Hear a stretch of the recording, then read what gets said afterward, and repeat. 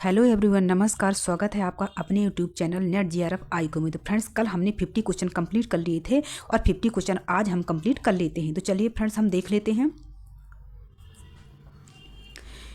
इनके ऊपर क्वेश्चन देख लेते हैं। माओ का प्रसिद्ध लेख वन प्रैक्टिस किस वर्ष लिखा गया था? जो माओ का प्रसिद्ध लेख है वन प्रैक्टिस किस वर्ष लिखा गया था? तो ये आपको 1937 में लिखा गया था। तो आपका ए नंबर सही हो जाएगा।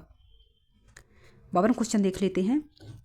माओ के अनुसार कला और साहित्य का उद्देश्य क्या होना चाहिए? माओ के अनुसार जो कला और साहित्य का जो उद्देश्य है वो क्या होना चाहिए? तो वो जन सेवा होनी चाहिए। तो आपका बी नंबर सही हो जाएगा।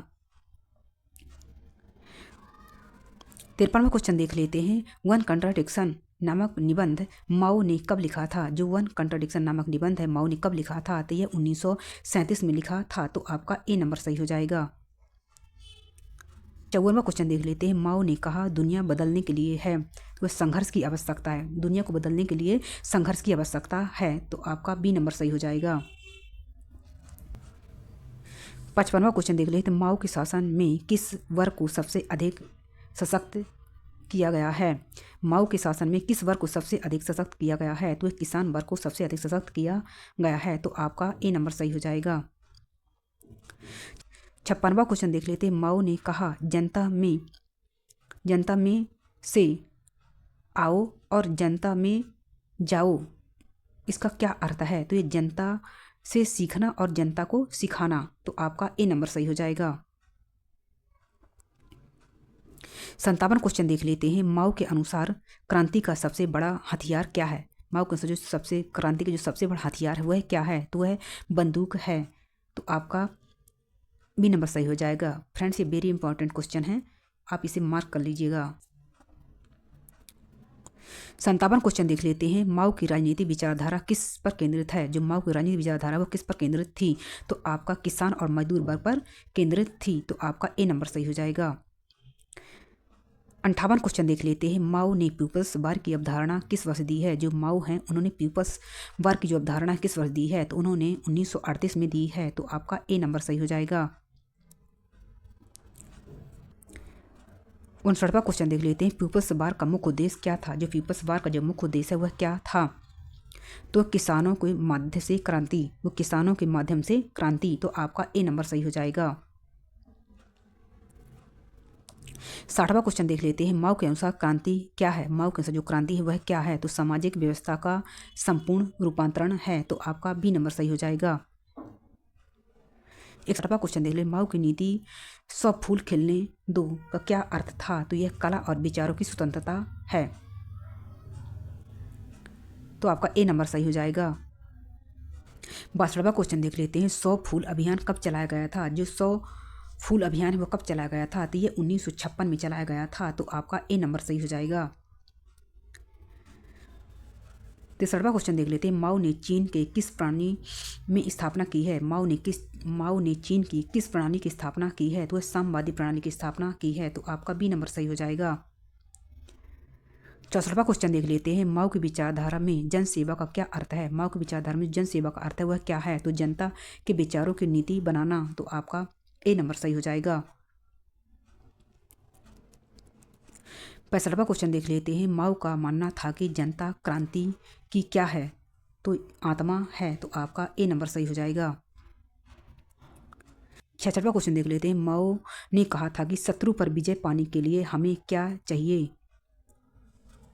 तो आपको संगठन और एकता चाहिए। तो आपका बी नंबर सही हो जाएगा। 67वां क्वेश्चन देख लेते हैं। माओ से तुंग की विचारधारा चीन के संविधान में कब शामिल किया गया? तो ये 1982 में किया गया। तो आपका बी नंबर सही हो जाएगा। 68वां क्वेश्चन देख लेते हैं। माओ ने शत्रु से शक्ति और मित्र की कोमलता नीति किससे सीखी थी? ये उन्होंने लेनिन से सीखी थी। तो आपका बी नंबर सही हो जाएगा। 69वां क्वेश्चन देख लेते हैं। माओ के अनुसार सिद्धांत को कब अपनाया गया? माओ के अनुसार जो सिद्धांत को कब अपनाया गया? तो यह जब वह जनता के हित में हो। तो आपका ए नंबर सही हो जाएगा। 70वां क्वेश्चन देख लेते हैं। माओ ने कृषि समूहीकरण किस दशक में लागू किया? तो यह 1950 के दशक में किया। तो आपका ए नंबर सही हो जाएगा। 71वां क्वेश्चन देख लेते हैं। रेड गार्ड का उद्देश्य क्या था? जो रेड गार्ड का उद्देश्य है वह क्या था? संस्कृति क्रांति को लागू करना। तो आपका ए नंबर सही हो जाएगा। 72वां क्वेश्चन देख लेते हैं। माओ की नीति 3 लाल झंडे किस वर्ष शुरू हुए थे? माओ की नीति में 3 लाल झंडे किस वर्ष शुरू हुए? तो यह 1958 में हुए थे। तो आपका ए नंबर सही हो जाएगा। 73वां क्वेश्चन देख लेते हैं। 3 लाल झंडे नीति में क्या शामिल था? 3 लाल झंडे की नीति में जो शामिल था तो वह जन नीति, ग्रेट लीप फॉरवर्ड और कम्यून प्रणाली।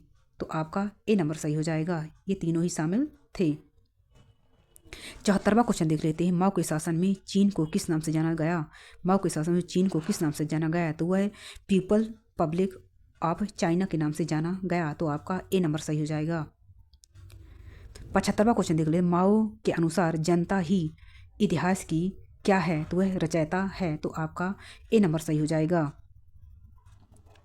76वां क्वेश्चन देख लेते हैं। माओ ने जन सेना की स्थापना कब की थी? जो माओ है उन्होंने जन सेवा की जो स्थापना है वो कब की थी? तो 1927 में की थी। तो आपका ए नंबर सही हो जाएगा। 77वां क्वेश्चन देख लेते हैं। माओ का प्रसिद्ध उदाहरण हर कम्युनिस्ट को क्या होना चाहिए? तो एक क्रांतिकारी होना चाहिए। तो आपका सी नंबर सही हो जाएगा। 78वां क्वेश्चन देख लेते हैं। माओ के अनुसार क्रांति का मूल स्वरूप क्या है? माओ के अनुसार जो क्रांति का मूल स्वरूप है वह क्या है? तो हिंसक संघर्ष है। तो आपका ए नंबर सही हो जाएगा। 79 क्वेश्चन देख लेते हैं। फ्रेंड्स ये मिस्टेक हो गया है यहाँ पे नंबर। 79 क्वेश्चन देख लेते हैं। माओ ने रेड गार्ड की स्थापना कब की है? जो माओ है उन्होंने रेड गार्ड की स्थापना कब की है? तो 1966 में की है। तो आपका ए नंबर सही हो जाएगा। 80 क्वेश्चन देख लेते हैं। माओ की संस्कृति क्रांति कितने वर्षों तक चली? जो माओ की संस्कृति क्रांति है वो कितने वर्षों तक चली? तो वह 10 वर्षों तक चली। 1966 से 1976 तक चली। तो आपका ए नंबर सही हो जाएगा। 81 क्वेश्चन देख लेते हैं। माओ की पत्नी का नाम क्या था? जो माओ की पत्नी है उनका नाम क्या था? तो जियांग किंग नाम था। तो आपका ए नंबर सही हो जाएगा। 82 क्वेश्चन देख लेते हैं। माओ का मानना था कि हर संघर्ष का कारण क्या है? जो माओ का मानना था कि हर संघर्ष का जो कारण है वह क्या है? तो विरोधाभास है। तो आपका ए नंबर सही हो जाएगा। 83 क्वेश्चन देख लेते हैं। माओ की प्रसिद्ध जीवनी किसने लिखी है? जो माओ की प्रसिद्ध जीवनी है वो किसने लिखी है? तो एडगर स्नो ने लिखी है। तो आपका ए नंबर सही हो जाएगा। 84 क्वेश्चन देख लेते हैं। माओ की पुस्तक वन न्यू डेमोक्रेसी कब प्रकाशित हुई थी? जो माओ की पुस्तक है वन न्यू डेमोक्रेसी कब प्रकाशित हुई थी? तो 1940 में प्रकाशित हुई थी। तो आपका ए नंबर सही हो जाएगा।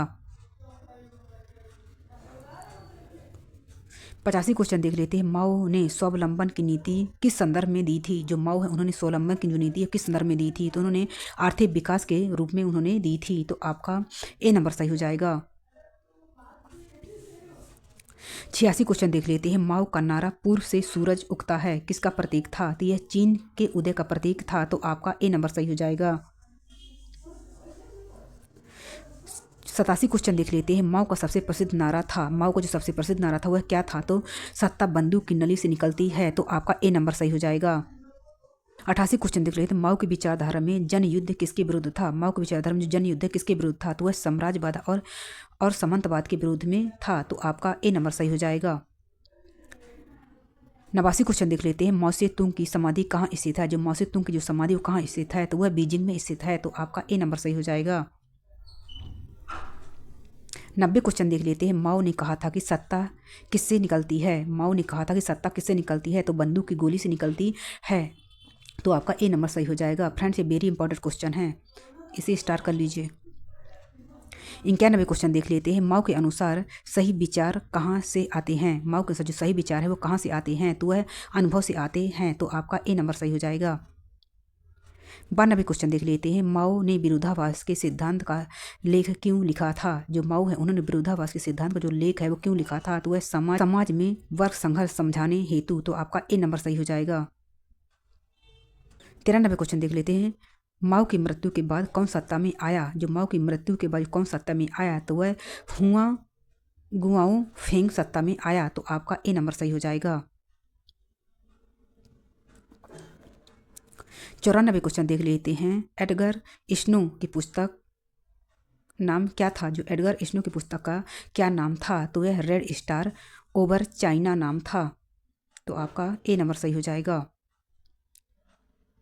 95 क्वेश्चन देख लेते हैं। माओ के अनुसार शिक्षा का उद्देश्य क्या है? माओ के अनुसार जो शिक्षा का उद्देश्य है वह क्या है? तो समाजवादी विचारों का प्रसार, तो समाजवादी विचारों को प्रसार करना। तो आपका ए नंबर सही हो जाएगा। 96 क्वेश्चन देख लेते हैं। माओ ने कहा था कि एक चिंगारी पूरा जला सकती है, तो पूरे जंगल को जला सकती है। तो आपका ए नंबर सही हो जाएगा। 97 क्वेश्चन देख लेते हैं। माओ का उद्देश्य क्या था? जो माओ का उद्देश्य है वह क्या था? तो समाजवादी राज्य की स्थापना करना था। तो आपका ए नंबर सही हो जाएगा। 98 क्वेश्चन देख लेते हैं। माओ की सोच में वर्ग संघर्ष का उद्देश्य था। माओ की जो सोच में जो वर्ग संघर्ष का उद्देश्य था वह क्या था? तो वह शोषण समाप्त करना। तो आपका ए नंबर सही हो जाएगा। 99 क्वेश्चन देख लेते हैं। साम्यवादी क्रांति को सफल बनाने का श्रेय किसे दिया जाता है? जो साम्यवादी क्रांति को सफल बनाने का जो श्रेय दिया जाता है वो किसे दिया जाता है? तो वह माओ से तुंग को दिया जाता है। तो आपका ए नंबर सही हो जाएगा। 100वां क्वेश्चन देख लेते हैं। न्यू डेमोक्रेसी 1940 किसकी रचना है? तो यह माओ से तुंग की रचना है। तो आपका बी नंबर सही हो जाएगा। फ्रेंड्स, आपके 100 MCQ कंप्लीट हो चुके हैं। अगर फ्रेंड्स आपको हमारा चैनल पसंद आया हो तो प्लीज़ इसे लाइक कर दिए और सब्सक्राइब कर दिए, ताकि मैं आपको ऐसी ही वीडियो लेकर के आती रहूं। धन्यवाद।